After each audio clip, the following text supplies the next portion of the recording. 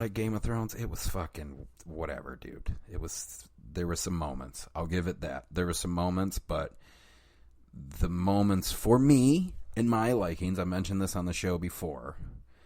I'm just like ghouls and ghosts and goblins and swords and sorcery and magic, and that's like fourth on stuff that I like to see.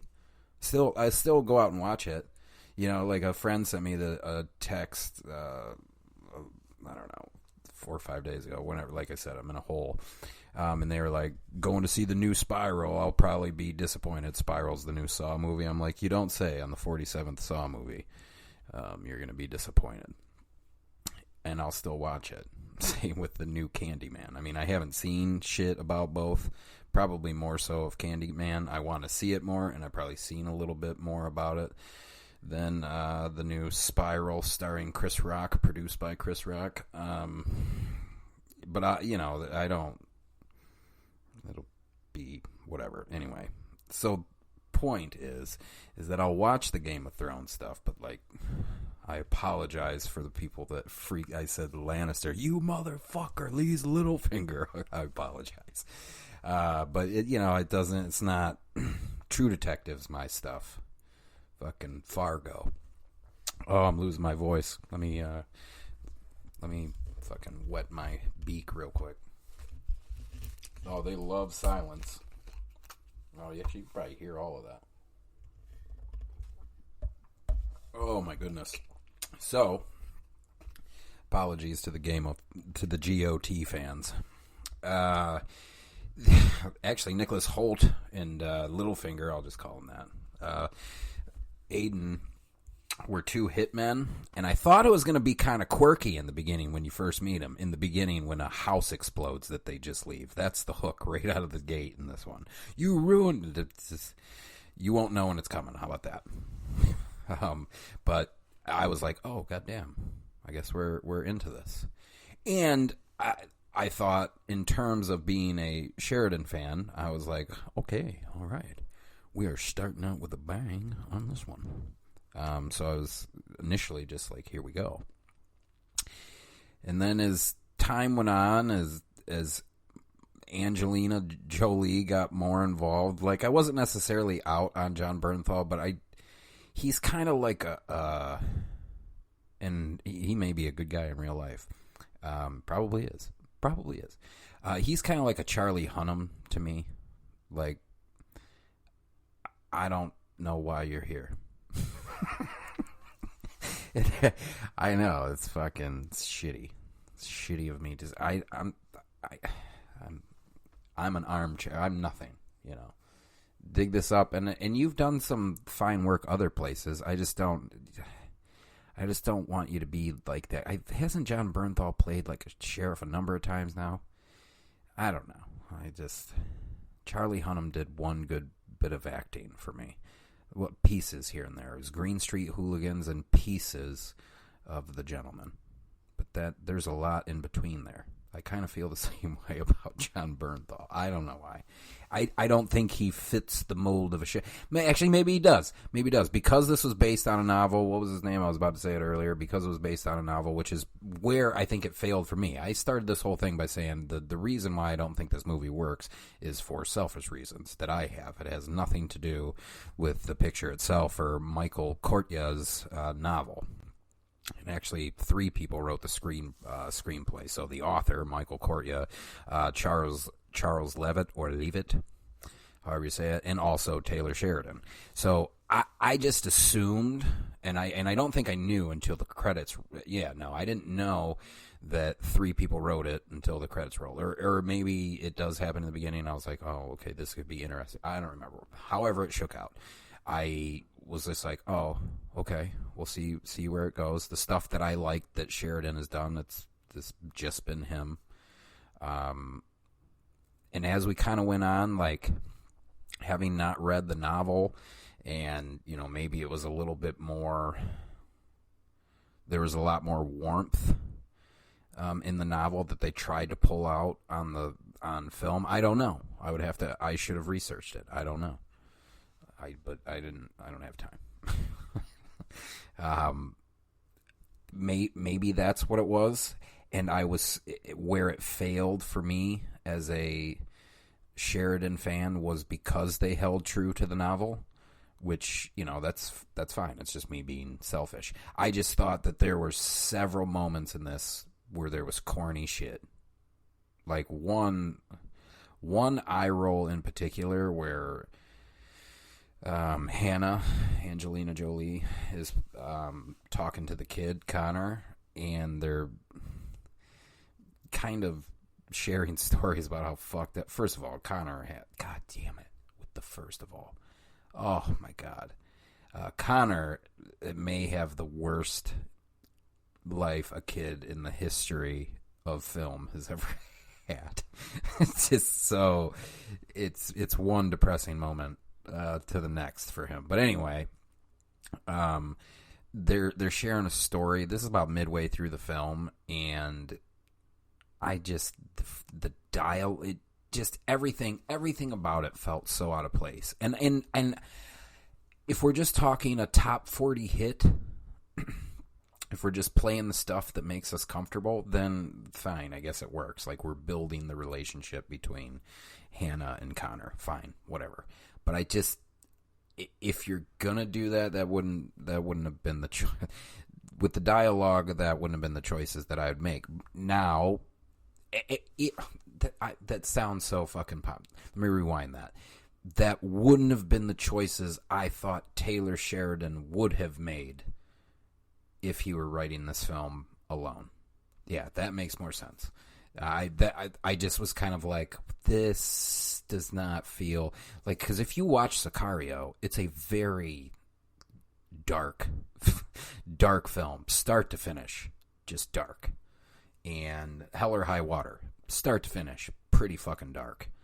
And Wind River, not as dark, but pretty just grim, And watching this, there were just moments where a lot of grim things are happening around us, and the dialogue is just very cheese.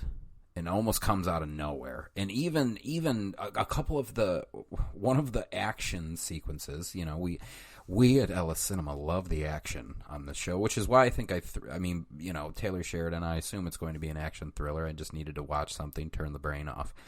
And one of the action pieces didn't make sense. I'll only tell you that it involves Angelina Jolie.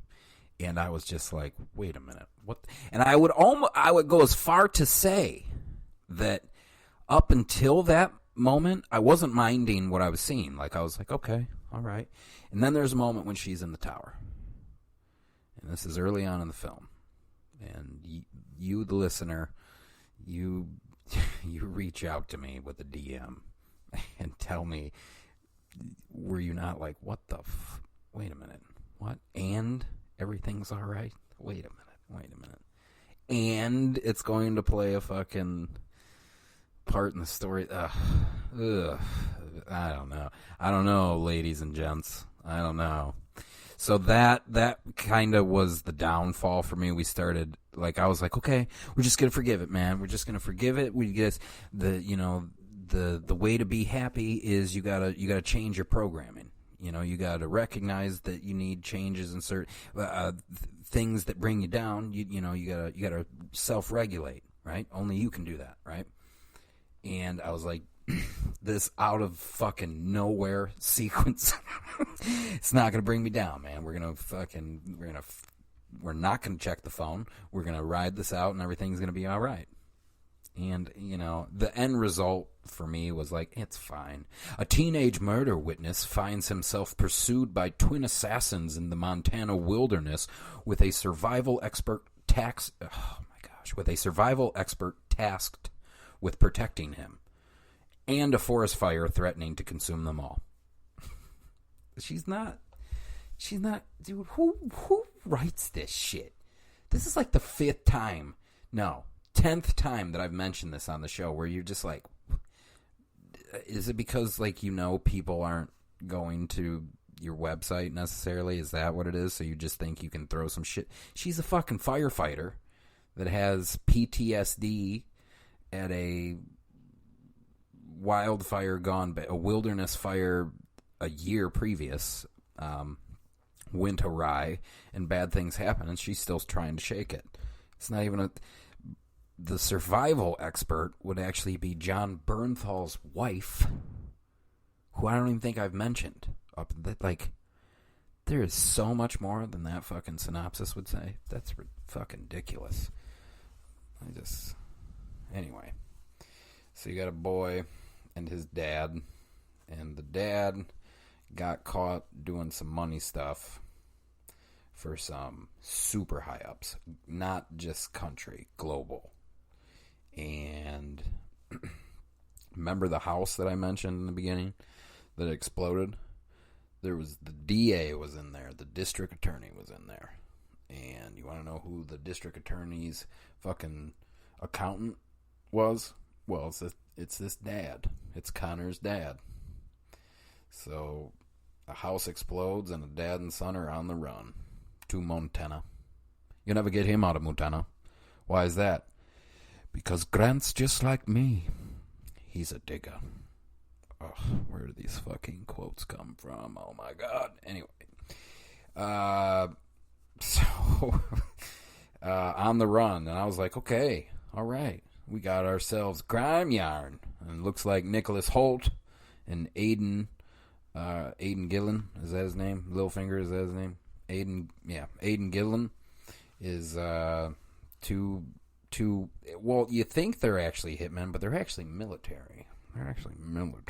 Okay? I believe Tyler Perry is their boss. Has one scene. Yeah, only one scene in it. In it briefly. But I thought, we might have ourselves kind of they weren't quirky. They were more professional. But we're gonna follow them, and these are our bad guys, and they were our bad guys. But I didn't see it going where it did, which is fine. There was a couple good twists and turns. There were some good ideas in terms of how to utilize action, or at least I don't want to give too much away, but there was certain things that worked. I just think for me, it just wasn't cutthroat enough. And you could call bullshit. There was a lot of senseless violence. Yes, there was. More important, motivated violence in terms of the story. Senseless in terms of universal right or wrong. But did it motivate the story? Yes, all of that works. And then there was some CG stuff, and I don't know how else you do it. You can't just go setting stuff on fire. So I get it. We live in a new world. In the 90s, you could burn down a fucking forest for the sake of a movie, or worse, you'll go to somebody else's country and burn their shit down, and then just be like, "Hey, we made a movie. Here's $5 American. We're out of here." Apocalypse Now. No, I don't know where that was filmed, but it's not old school. So I understand that if you're gonna have a lot of fire, I know what it's going to appear like on film. Well, was it on film? This was probably digital. Either way, and I don't know how else to do it. So I feel like I'm the wrong one. I feel like I'm the toxic one in this relationship, because if you're going to have a forest burn down, well, you got to use a whole lot of CG. And I understand that. And I think they did the best they could. Sometimes it's... And it shouldn't be... I should just be able to... Because, the Asian market, they don't give a fuck. They'll phone in visual effects all the time because they're just we don't care if it's enhancing the story or not. At least that's what it appears like sometimes in films similar to this one. This one being Those Who Wish Me Dead. And, you just kind of know going into it. But I've mentioned on the show before, not only practical